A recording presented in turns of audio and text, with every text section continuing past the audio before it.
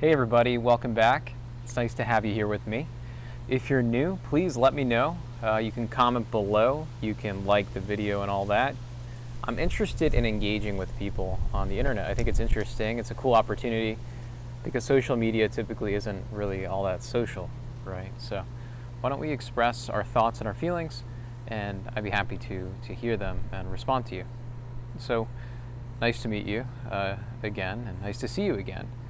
Today I want to talk to you about something I've been thinking a lot about recently, which is the notion of agency and free will, and how important that notion is to successfully living a good life, really. But really, how central that notion is to mental health care, or what I think of in general, dealing with mental pain, mental suffering, patterns of suffering, patterns of disconnection, and things like that. While we all basically deal with different kinds of patterns, different kinds of thoughts, we can all agree that there's something to this life that can make life much harder. And we want to, in fact, I think we need to believe that we have some say, right, in how our life goes.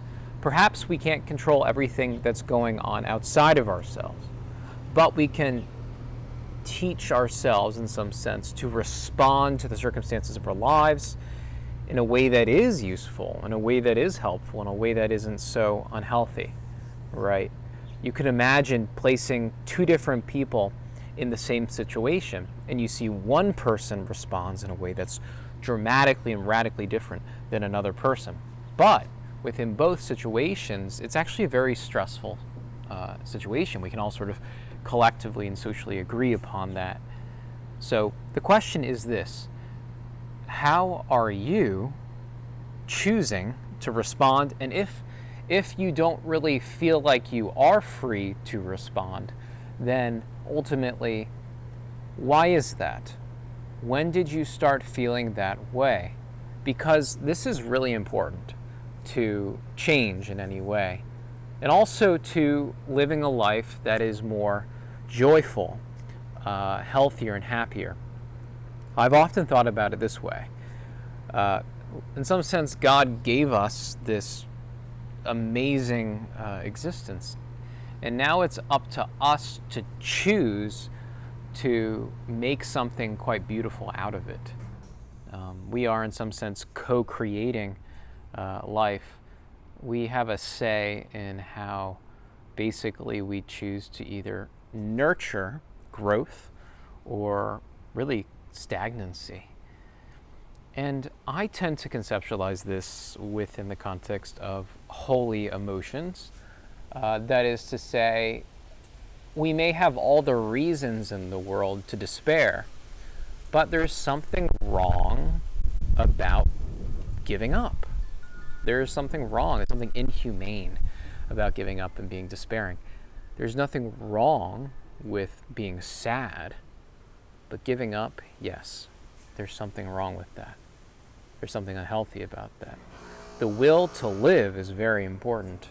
We have to nurture the will to live. And we do this with respect to how we learn to respond to life's challenges. And we do learn. You know, we have habits, we have vices, we have attachments that may actually be quite virtuous. You know, they serve us in many ways. Or they can be really, really negative vices that take control and maybe run us more than we are aware of. So to me, I have noticed my own reactivity, my own, of course, weakness in many ways. And I think that's very important to doing good mental health work. You have to really be honest with yourself if you're going to be able to technically be a good helper with another person. And this is why it's recommended that you have your own personal analysis if you're going to do psychoanalytic therapy. I couldn't think of anything more true. So, the question I wanted to bring up for you was, do you react to negative emotions, or do you cultivate a curiosity a non-reactivity to them, because it seems to me that it is the reactive patterns that lead us to these really negative states. And usually these patterns of thought, not necessarily action, which is very interesting, are actually happening within the context of our relationships, our social experiences. There's a certain kind of patterning within the process of relating, and that's really what psychoanalytic therapy is about. We start to come to terms, to get clean with, to be honest about these patternings that are emerging within that here and now experience, as well as looking at the past. So yeah, that's what I wanted to bring up in this video. Basically, this question of, are you reacting, right? Because reactivity tends to help us, tends to keep us from really growing and healing and repairing wounds. So I wish you all the best as you attempt to not be so really reactive in your life. And I encourage you to spend more time being curious and spending time being less, you could say, attached to your thoughts and a bit more detached, so that you can watch them and see them. See where you've become so, how can I put this, attached, right, to the things that are getting in your way of really being joyful, happy, and loving. So if you can relate and are interested, let me know. Comment, subscribe, like the video. See you soon. Bye.